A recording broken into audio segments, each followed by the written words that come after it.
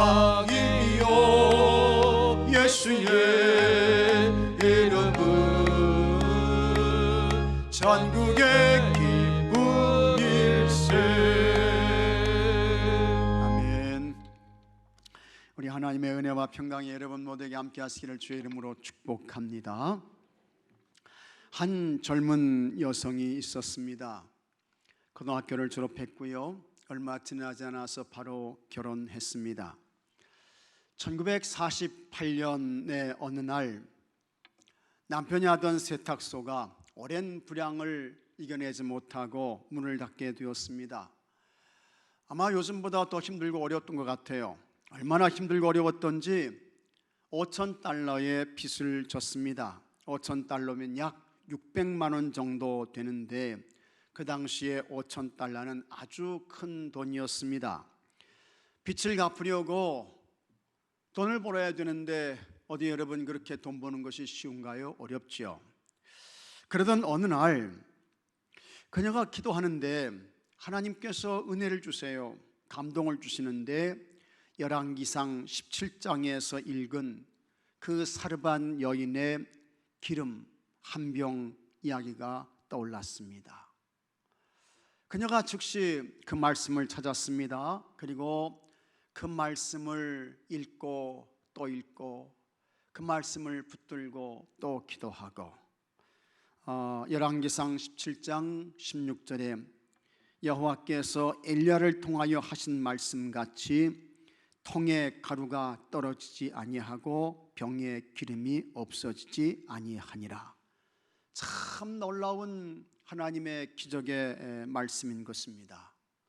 이 여인이 이 말씀을 하나님께서 나에게 주시는 하나님의 말씀으로 듣고 그리고 이 말씀을 받고 이 말씀을 가지고 깊이 묵상하며 하나님께 기도하고 간구한 것입니다.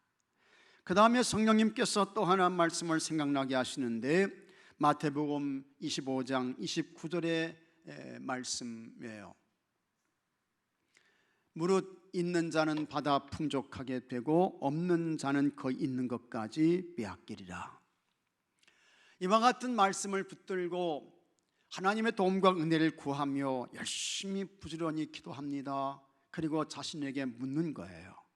내 집에 아직 남아있는 기름 한 병은 무엇일까?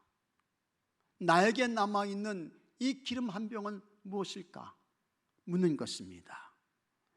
그때에 성령님께서 다시 감동을 주시는데 고등학교 다닐 때에 이 국어 선생님을 생각나게 하십니다. 이 국어 선생님께서 이 여성에게 하는 이야기가 참 그 문장 실력이 좋다고, 글을 쓰는 그 재주가 탁월하다고 칭찬을 하면서 학교 신문이 있는데 그 신문을 편집하는 그와 같은 일들을 맡겨주셨습니다. 이 여인은 고백합니다. 그래, 맞아. 글 쓰는 일이라면 나도 좀 잘할 수 있을 것 같아.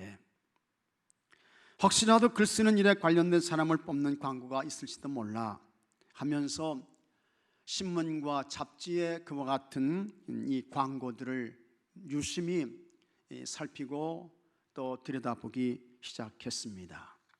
그런데 이 신문 광고를 보는 순간 딱 들어오는 느낌이 이 신문 광고 문구가 있잖아요. 이 문구가 너무 촌스럽다는 것이었습니다. 그래서 적어도 나라고 하면 나는 이런 식으로는 쓰지 않는다 라는 이와 같은 생각이 오면서 자기가 그와 같은 광고 문구를 직접 만들어서 써보기도 하고 수정하기도 했습니다. 몇 차례 수정을 거쳐서 자기 나름대로의 광고 문구를 완성했습니다. 그리고 맵신나는 옷을 차려입고 그 신문사를 이 여인이 찾아갔어요. 신문사 문을 막 들어서려고 하는데 어떤 한 신사가 나오고 있습니다. 그녀에게 혹시 이분이 신문사 사장이 아닐까 하는 느낌이 왔습니다. 그래서 이 여성이 선생님 혹시 신문사 사장님 아니신가요? 이렇게 이제 묻습니다. 그런데 아주 맵신나는 옷을 차려 입은 이 여성이 그렇게 물으니까 이 신문사 사장이 맞다, 나 이 신문사 사장이다, 그렇게 이제 대답을 해요. 그때 그녀가 신문사 사장에게 다음과 같이 말했습니다. 신문사 광고 지면을 사기 위해 왔습니다. 그리고는 자신의 계획을 신문사 사장에게 쭉 설명을 했습니다. 그리고는 그 신문에 광고된 문구들을 자신의 표현대로 바꾸어서 이렇게 해보면 더 좋겠다고 했습니다. 신문사 사장이 이야기를 들어보니까 하나도 틀리지 않아요. 그 광고 문구 하나하나가 더 우아하고 세련되고 산뜻했습니다. 그러자 그 신문사 사장이 광고란을 당신에게 도매 가격으로 넘기겠습니다 해가지고 거기에서 계약이 체결됐습니다. 그날부터 그녀는 그도 밑창이 달아 없어질 정도로 광고주를 찾아다녔습니다. 그리고 그녀의 방식대로 신문에 광고를 내보냈어요. 놀랍게도 그녀의 광고의 문안에 매료가 되어서 많은 사람들이 여기저기서 연락을 취해왔습니다. 사르반 여인에게 한 병의 기름을 취하고 또 취해도 마름이 없었던 것처럼 그녀에게 똑같은 일들이 일어났습니다. 그리고 시간이 지나면서 마침내 그녀가 아주 유명한 광고 대행업자가 되었습니다. 이름 있는 작가가 됐어요. 강사가 됐습니다. 많은 돈을 벌었습니다. 빚을 다 갚았습니다. 그 분야에서는 모르는 사람이 없을 정도의 유명한 광고회사 사장이 되었습니다. 그녀가 바로 도티 월터스라고 하는 여성입니다. 미국에서 꽤 아주 유명한 분입니다. 사르반 여인에게 병의 기름은 한 번이면 끝나는 양이었습니다. 마지막으로 아들과 함께 빵 한 번 만들어 먹고 이제 죽어야 할 형편과 처지였습니다. 그러나 엘리야의 말씀에 순종해서 엘리야를 대접했어요. 그랬더니 통에서 가루가 떨어지지 않았습니다. 병에서 기름이 마르지 않았습니다. 하나님께서 구약시대에 이스라엘 나라에 마지막으로 보내신 선지자가 있습니다. 그는 말라기였습니다. 하나님께서 그 말라기 선지자를 통해서 다음과 같이 말씀하셨습니다. 말라기 3장 10절에 만군의 여호와가 이르노라, 너희의 온전한 11절을 창고에 들여 나의 집에 양식이 있게 하고 그것으로 나를 시험하여 내가 하늘 문을 열고 너희에게 복을 쌓을 것이 없도록 붙지 아니하나 보라. 하나님께서 하늘 문을 여신다고 했습니다. 복을 주신다고 했습니다. 온전한 11절을 봉헌하는 인생들에게 하나님께서 어느 정도까지 복을 주실까? 쌓을 것이 없도록 복을 주신다고 하나님께서 약속하셨습니다. 그러므로 사르밧 여인의 이야기와 말라기 선지자를 통해서 만나게 되는 하나님은 어떤 분일까? 여러분, 하나님은 마름이 없도록 풍성케 하시고 하나님은 끊어짐이 없도록 더 풍성케 하시는 분인 것을 믿으시기 바랍니다. 하나님 풍성케 하시는 분이세요. 하나님 풍성케 하세요. 그리고 그렇게 풍성케 하시는 하나님께서 사람의 몸을 입고 이 땅에 찾아오십니다. 그분이 누구시냐? 예수님인 것입니다. 때문에 그 예수님도 어떤 분이냐? 그 예수님도 풍성케 하시는 분이십니다. 할렐루야. 예수님께서 공생의 삶을 시작하시면서 첫 번째로 행하신 기적이 있습니다. 갈릴리 가나 혼인잔치집에 가셔서 물로 포도주를 만드셨습니다. 우리나라는 과거에는 이제 우리나라도 그런 모습이 좀 있었습니다만 최근에 우리나라의 결혼은 참 결혼식은 간단하죠. 그래서 날짜 정하고 예식장이나 예배당 와가지고 신랑 신부 이제 서서 혼인 서약하고 그 다음에 이제 목사가 축도하고 뭐 그러면 결혼식 끝납니다. 그 다음에 내려가서 식당에서 밥 먹고, 요즘 같은 경우에 밭 암 드시는 분은 선물 받아가고, 그러면 결혼식 끝나는 거예요. 간단하죠. 그러나 예수님 당시의 결혼식은 그런 결혼식이 아니었습니다. 예수님 당시의 혼인잔치는 여러분 일주일 동안 했습니다. 일주일 동안. 그냥 일주일 내내 사람들이 끝도 없이 쉼도 없이 그냥 일주일 내내 그 집에 오는 거예요. 오는 손님들 대접하고 그 다음에 사람들을 섬기고, 이것이 예수님 당시의 유대인들의 결혼식이었습니다. 그래서 결혼식을 행하는 그 집은 준비하는 것입니다. 음식을 준비하고 빵을 준비하고, 그 다음에 특히 이제 이 이스라엘 같은 경우에는 물이 귀하잖아요. 그러니까 오는 분들에게 포도주를 대접해 드리는 것입니다. 그래서 아주 뭐 부족함이 없도록, 모자람이 없도록 준비를 잘 이렇게 했습니다. 그런데 이 가나 혼인잔치집에 큰 문제가 생겨요. 포도주가 떨어지게 된 것입니다. 잔치집 분위기가 한참 무르익어갈 즈음에 포도주가 떨어졌습니다.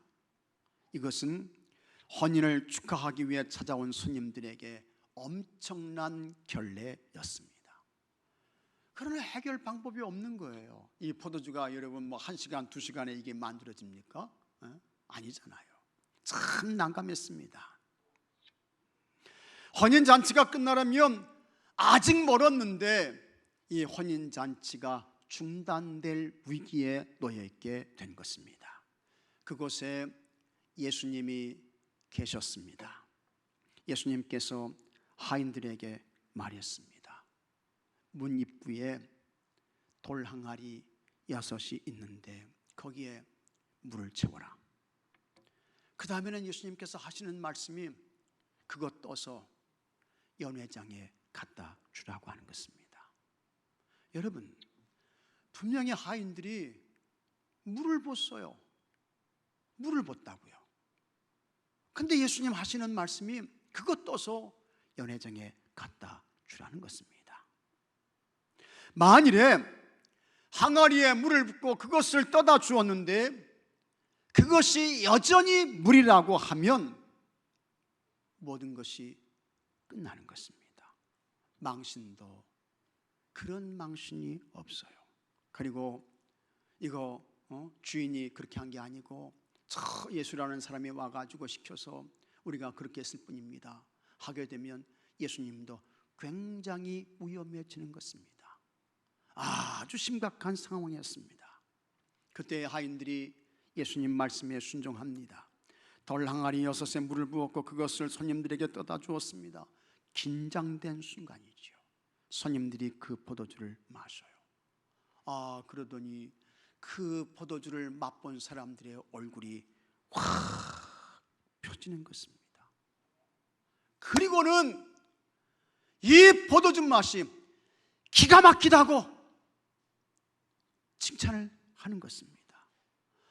다른 집에서는 처음에는 좋은 포도주를 내다가 나중에 취한 후에 나쁜 것을 내는데 이 집은 전혀 그렇지 않고 오히려 나중에 더 좋은 포도주를 내었다고 칭찬했던 것입니다.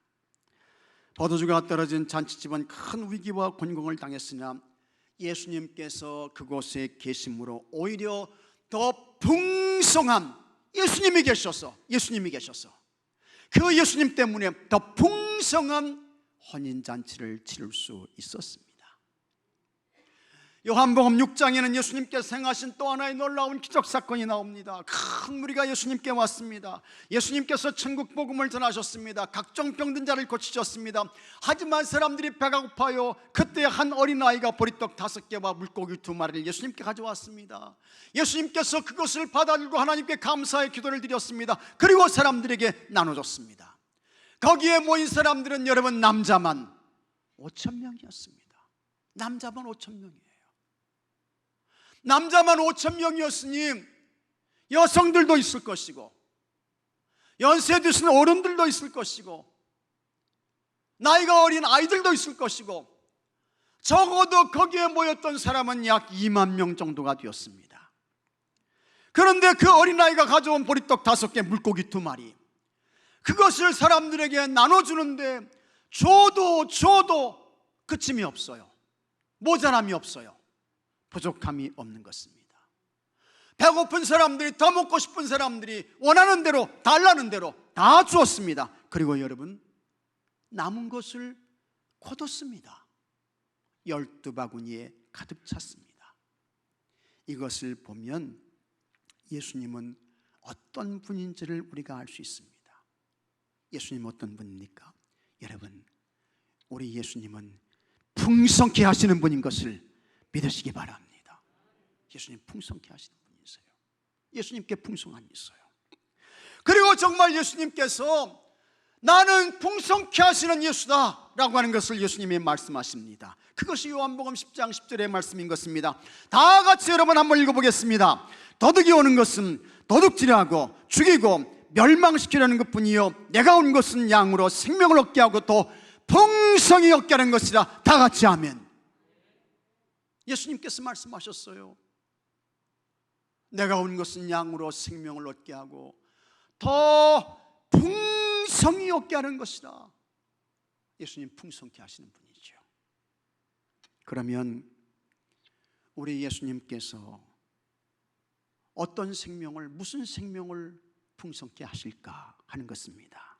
첫째로 예수님은 영적 생명을 풍성케 하십니다. 여러분, 세상에 생명이 태어난다고 하는 것은 참 놀라운 신비이고 기적인 것입니다. 한 생명이 태어났어요. 없는 존재가 있게 되었습니다. 이건 참 하나님의 기적이고 능력이고 하나님의 놀라운 신비인 것입니다. 그러나 그렇게 태어난 사람치고 구원이 필요치 않은 사람은 한 사람도 없습니다. 모든 사람에게 구원이 필요합니다. 이 세상에 태어난 사람은 누구나 70, 80이 되면 그 생명은 소진되어서 없어집니다. 그렇게 인간은 유한한 생명을 가지고 있습니다. 이와 같은 육신의 생명으로는 영원한 삶을 보장받을 수 없습니다. 육신의 생명은 불완전한 생명이에요. 일시적인 생명인 것입니다. 그렇다면 왜 육신의 생명과 영적인 생명은 일치하지 못하는 것일까? 왜 그렇습니까? 왜 우리의 육신의 생명이 영생으로 이어지지 못할까? 왜 그렇습니까? 무엇 때문에요? 세상에서는 이와 같은 본질적인 문제에 대한 대답을 찾을 수 없습니다. 그러나 하나님의 말씀인 성경을 보게 되면 그 성경이 우리에게 정확한 대답을 제시하고 있습니다. 성경이 말씀하는 대답은 죄 때문이라는 것입니다. 죄 때문이에요. 죄 때문에 영원한 생명을 얻지 못하는 거예요. 영생을 누리지 못하는 것입니다. 로마서 5장 12절에 그러므로 한 사람으로 말미암아 죄가 세상에 들어오고 죄로 말미암아 사망이 들어왔나니 이와 같이 모든 사람이 죄를 지었으므로 사망이 모든 사람에게 이르렀느니라. 처음 사람 아담이 범죄함으로 인해서 모든 사람이 죄의 노예가 되었습니다. 그 결과 사람에게 사망이 들어온 것입니다. 이 사망은 단지 육신의 생명을 말하는 것이 아니라고 제가 여러 번 수차례에 걸쳐서 말씀드렸습니다. 인간에게 찾아온 사망은 영원히 죽는 거예요. 영원히 죽어요. 지옥으로 떨어지는 것입니다. 이와 같은 이 사망은 모든 사람에게 다 속하게 되는 것입니다. 유대인이나 헬라인이나 예외가 없습니다. 남자나 여자나 차별이 없습니다. 아이들이나 어른들이나 모두 동일합니다. 그러므로 사람은 사망의 존재인 것입니다. 그렇기 때문에 누구든지 구원받지 못하면 반드시 죽게 되는 것입니다. 이것을 다른 말로 바꾸면 사람은 누구나 예외 없이 구원이 필요하다는 것입니다. 헬라인도 구원이 필요합니다. 유대인도 구원이 필요합니다. 남자도 구원이 필요해요. 여자도 구원이 필요해요. 어른도 구원이 필요하고 아이들도 구원이 필요한 것입니다. 이것은 속일 수가 없는 것입니다. 안 보이게 포장한다고 해서 아주 화려한 무슨 세상에 세상 말로 호피무늬 옷을 입었다 할지라도 다 죄에 속한 자예요. 감출 수 없어요. 피할 수 없는 것입니다. 공부를 아무리 많이 했어도, 재물을 아무리 엄청나게 쌓아놨어도, 당신은 성자입니다, 당신은 의인입니다, 그런 소리를 들어도 인간은 사망의 존재인 죄인이라는 것을 절대로 숨기지 못합니다. 그런 죄인 인간이 어떻게 구원받을 수 있을까? 우리의 힘으로 구원받을 수 있습니까? 노력하면 죄사함 받고 영적 생명 얻을 수 있어요? 안 됩니다. 안 돼요. 성경은 인간에 대하여 이미 죄와 허물로 죽었다고 선언하고 있습니다. 사람은 벌써 죄와 허물로 이미 죽었습니다. 저는 지금까지 30년 목회를 하면서 수많은 사람들의 죽음을 지켜보았습니다. 장례를 준비하며 입관하지요. 하나님 아버지, 장례를 준비하기 위해 입관합니다. 성령님 이곳에 임재하셔서 위로하시고 평강을 주시고 하나님의 은혜 가운데 이 모든 절차를 주관해 주세요. 기도하고 입관을 시작해요. 그리고 이제 입관이 맞춰지게 되면 마지막으로 이제 세상에서 고인의 얼굴을 뵙게 되는데, 그때 이제 기도합니다. 하나님 아버지, 예수 그리스도의 불멸의 옷을 입혀 보내드리오니 주님, 이 영혼을 받으시고 영원한 하나님 나라 천국을 누리게 해주세요. 그렇게 기도하고 이제 그 유족들이 마지막 고인의 얼굴을 뵙게 되는 것입니다. 그때에 참 그 유족들이 여러 가지 말을 해요. 이런저런 이야기를 합니다. 고마웠습니다, 감사했습니다, 사랑합니다, 혹은 행복했습니다, 미안합니다. 또 마음에 서운함과 답답함이 계신 분들은 죄송해요, 죄송해요, 이런저런 이야기를 많이 합니다. 옆에서 그와 같은 이야기를 들으면서 저의 눈에도 어느새 이제 눈물이 흐르는 것을 느끼게 됩니다. 하지만 여러분, 아무리 유족들이 고인을 향해 말해도 고인은 그냥 가만히 그대로 있을 뿐입니다. 반응이 없어요. 무슨 이야기를 해도 움직임이 없어. 왜 그렇습니까? 죽은 시체이기 때문에 그런 거예요. 시체는 반응이 없죠. 움직임이 없습니다. 무엇을 하지 못해요. 그것이 죽은 시체인 것입니다. 그것처럼 성경은 인간에 대하여 이미 벌써 죄와 허물로 죽었다고 선언하고 있습니다. 이미 죽은 존재예요. 그러므로 영적 시체인 우리에게 기대할 것은 여러분 아무것도 없습니다. 우리는 본질적으로 우리 힘이나 노력으로 영적 생명을 얻을 수 없습니다. 그러나 그렇게 끝나면 우리는 가장 불행하고 불쌍한데 죄와 허물로 죽은 우리들을 살려내시는 유일한 분이 딱 한 분 계십니다. 그분이 누구냐? 예수님이신 것입니다. 할렐루야. 예수님이 우리를 살려내시는 거예요. 그래서 예수님만이 구원자이신 것입니다. 예수님만이 구원의 문이세요. 예수님만이 천국의 문이세요. 예수님만이 영생의 문이신 것입니다. 믿으시면 아멘 하시기 바랍니다. 그 예수님을 통해서 영적 생명을 얻으셔야 하는 것입니다. 그러나 예수님을 통해 영적 생명을 얻지 못하면 둘째 사망의 해를 받아요. 둘째 사망은 영원한 불못의 지옥으로 떨어지는 것입니다. 그러나 예수님을 통해서 영적 생명을 얻으면 둘째 사망의 해를 피하고 영원한 하나님 나라 천국을 얻는 것입니다. 요한계시록 2장 11절에 귀 있는 자는 성령이 교회들에게 하시는 말씀을 들을지어다. 이기는 자는, 여기 이기는 자는 뭡니까? 예수님을 그리스도 주님으로 믿고 영원한 생명을 얻은 사람들인 것입니다. 이 사람들이 성경은 이긴 자라고 말씀하는 거예요. 이기는 자는 둘째 사망의 해를 받지 아니하리라. 아멘. 그 다음 요한계시록 20장 6절에도 이 첫째 부활에 참여하는 자들은 복이 있고 거룩하도다. 둘째 사망이 그들을 다스리는 권세가 없고 도리어 그들이 하나님과 그리스도의 제사장이 되어 1000년 동안 그리스도와 더불어 왕노릇하리라. 아멘. 영원한 영적 생명을 얻고 구원을 말씀하고 있는 것입니다. 여러분은 예수님을 통해서 풍성한 영적 생명을 이미 벌써 받은 줄로 믿으시기 바랍니다. 이게 여러분이 받은 구원이에요. 내가 받은 구원이요. 감사하셔야 돼요.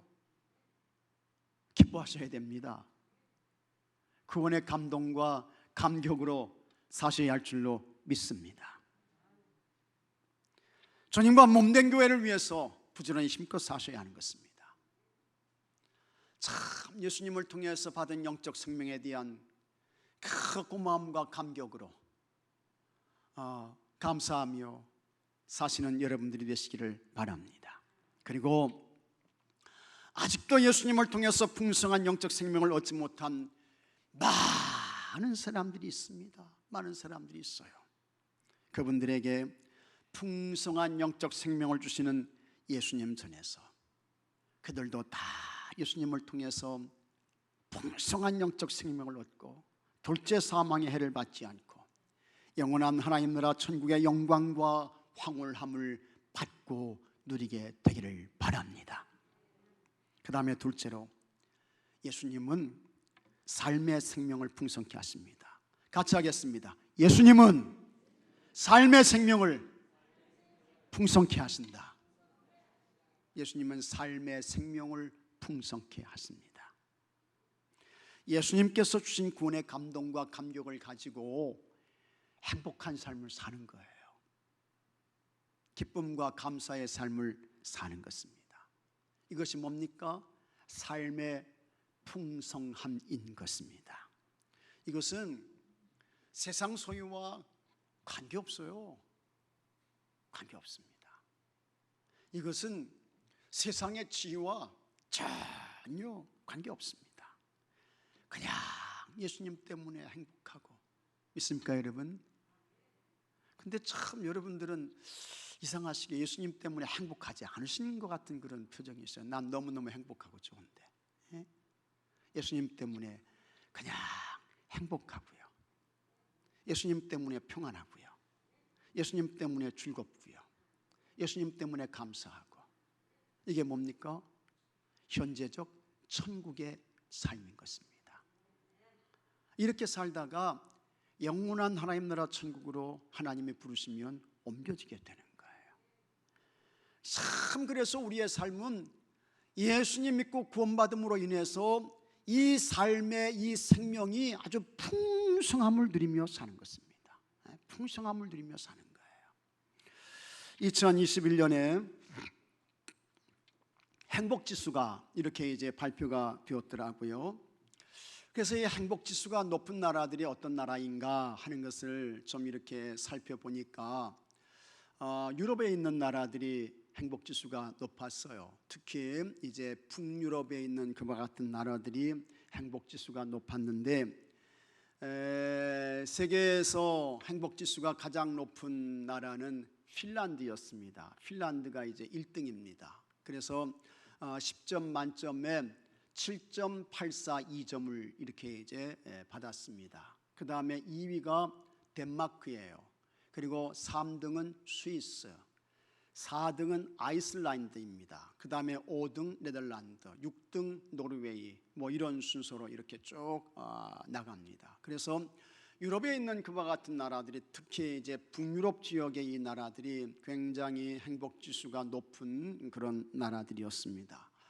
우리나라 궁금하시죠? 우리나라 행복지수는 얼마일까 하는 것입니다.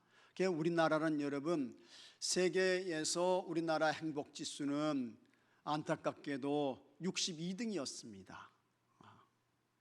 별로 성적이 안 좋아요. 그래서 받은 점수가 얼마냐? 5.854점이었습니다. 그런데 이 핀란드, 덴마크, 스위스, 아이슬란드, 노르웨이 이런 나라들의 행복지수가 1등이고 높은데 이런 나라들의 조상이 여러분 뭔지 아십니까? 이런 나라들의 조상은 바이킹족입니다. 바이킹족. 이 바이킹족은 해적이에요. 해적. 바다 도둑이라 그 말이죠.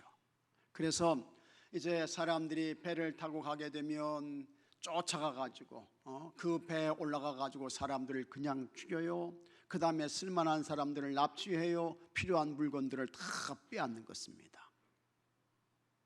그것이 이제 이 북유럽에 있는 그와 같은 나라들의 조상인 것입니다.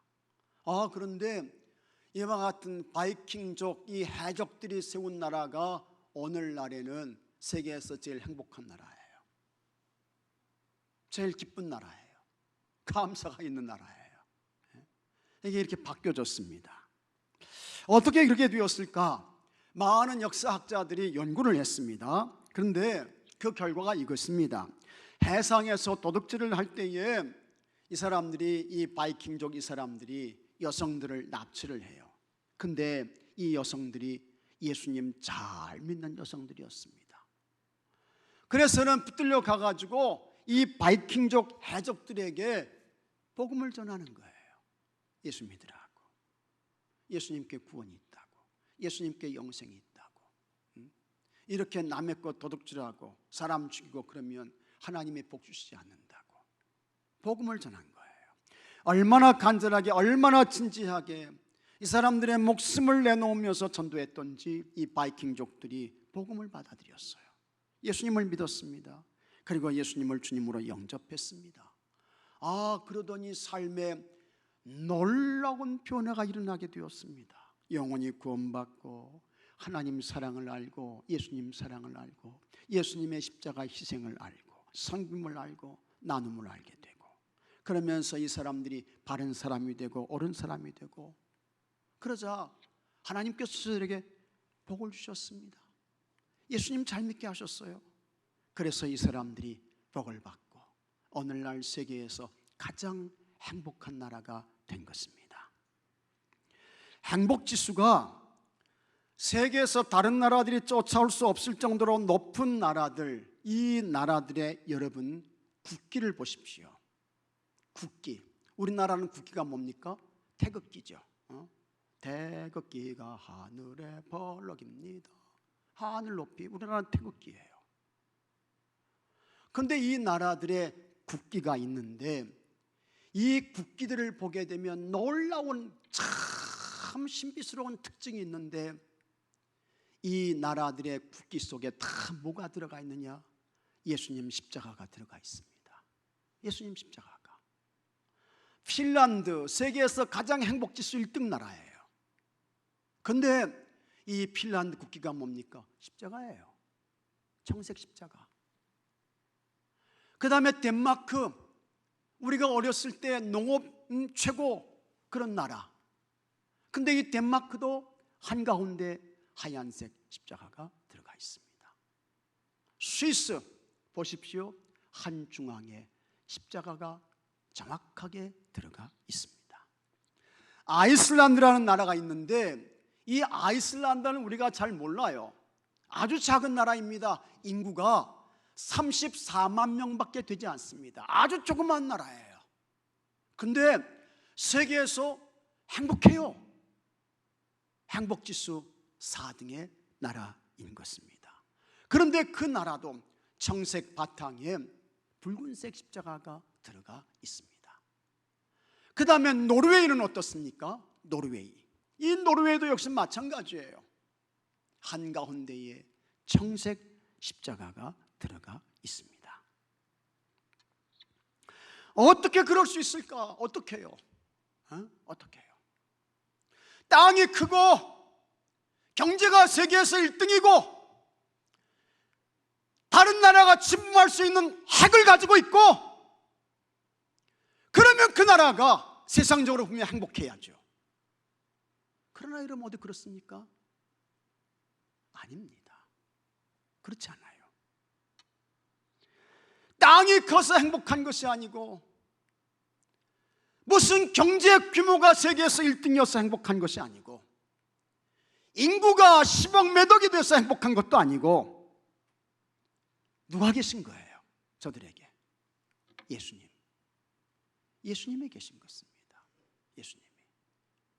예수님이 삶의 바탕이 되고, 예수님이 삶의 본질이 되고, 예수님이 삶의 근본이 되고, 예수님의 말씀과 가르침이 저들의 인생의 가치관이 되고, 그러니까 그 삶에 행복 있게 되는 것입니다.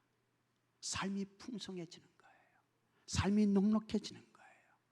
날마다 예수님 때문에 감사하고 행복하고 평안하고 즐겁고 이와 같은 삶을 살아가는 것입니다. 그러니 우리 예수님 어떤 분입니까? 우리 예수님은 우리의 삶을 풍성케 하시는 분인 것입니다. 할렐루야. 예수님이 계시면 삶이 풍성해지는 거예요. 예수님이 계시면 삶이 행복해지는 거예요. 역사가 아놀드 토인비가 이런 말을 했습니다. 역경은 실패를 만드는 것이 아니라 성공을 만드는 길로 하나님이 사용하신다. 참 좋은 말을 했어요. 귀한 말입니다. 예수님 잘 믿는 사람이라고 해서 여러분 역경이 없는 것이 아닙니다. 실패가 없는 것도 아니에요. 예수님 잘 믿어도 역경을 당하고 환난을 겪고 시련을 당하게 되고 도전도 있고, 그런데 그때 하나님은 그 역경을 없애주시는 것이 아니라 그와 같은 역경을 통해서 우리를 성공과 승리로 이끌어 주시는 줄로 믿습니다. 어떤 생태학자가 신림의 생태계를 조사하기 위해, 밀림의 생태계를 조사하기 위해 산에 들어갔습니다. 사자나 호랑이 같은 맹수들이 초식동물을 잡아먹습니다. 표범이나 하이에나나 이와 같은 맹수들이 사슴이나 사냥을 먹이러 취합니다. 이 생태학자가 보니까 이 초식동물들이 불쌍한 거예요. 불쌍해요. 그래서 저 약한 동물들을 보호해야 되겠다 그렇게 생각하고 울타리를 쳐가지고 이 맹수들의 접근을 이제 막았습니다. 5년 정도가 지났습니다. 근데 여러분, 이상한 현상이 나타났습니다. 사슴을 조사해 보니까 70%가 병들었어요. 강한 맹수들이 초식동물들을 잡아먹지도 않았는데 오히려 그 초식동물들의 숫자가, 개체수가 줄었습니다. 이상했습니다. 그래서 이유를 세밀하게 조사했습니다. 원인이 밝혀졌습니다.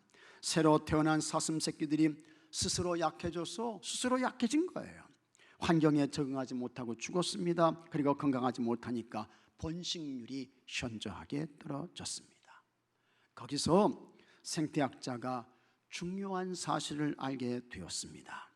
맹수들이 사슴을 먹기 위해 공격하니까 이 사슴들이 그냥 살기 위해 가지고 죽기를 각오하고 달리는 것입니다. 그런 과정을 통해서 이 사슴들이 강한 사슴으로 단련되는 것입니다. 종족 보존을 위한 번식력이 왕성했습니다. 개체수가 많아졌습니다. 여러분, 이것은 영적 세계에서도 다르지 않습니다. 우리에게 역경이 있습니다. 도전이 있습니다. 시험도 있습니다. 그때에 예수님 이름으로 기도합니다. 간절하게 하나님을 찾아요. 하나님께 엎드려요. 그리고 거기서 예수님을 만납니다. 하나님께서 우리로 하여금 역경과 시련과 도전을 감당할 수 있는 능력을 주십니다. 은혜를 주세요. 영적인 셈을 공급해 주시는 것입니다. 거기에 우리의 삶에 풍성함이 있게 되는 것입니다. 험악한 세상에서 세상 것이 아닌 예수님으로, 우리 예수님으로 삶의 풍성함을 누리며 사는 모든 분들이 되시기를 주의 이름으로 축복합니다. 다 같이 기도합시다. 하나님 감사합니다. 예수님을 통해서 먼저 영원한 영적 생명을 얻게 하시고 그 생명을 받고 누리며 살게 하시니 감사합니다.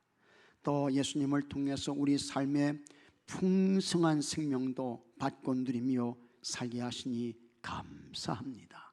하나님 아버지, 구원의 감동과 감격으로 살게 하여 주시옵시고 삶의 풍성함을 누리며 기쁨과 행복으로 살게 하여 주시옵시고, 그래서 하나님께 큰 영광이 되게 하여 주시옵시고 우리의 삶을 통해 많은 사람들에게 생명을 풍성케 하시는 예수님을 보여주게 하시고 예수님을 드러내게 하시고 예수님을 전하는 자들 되게 해 주시옵소서.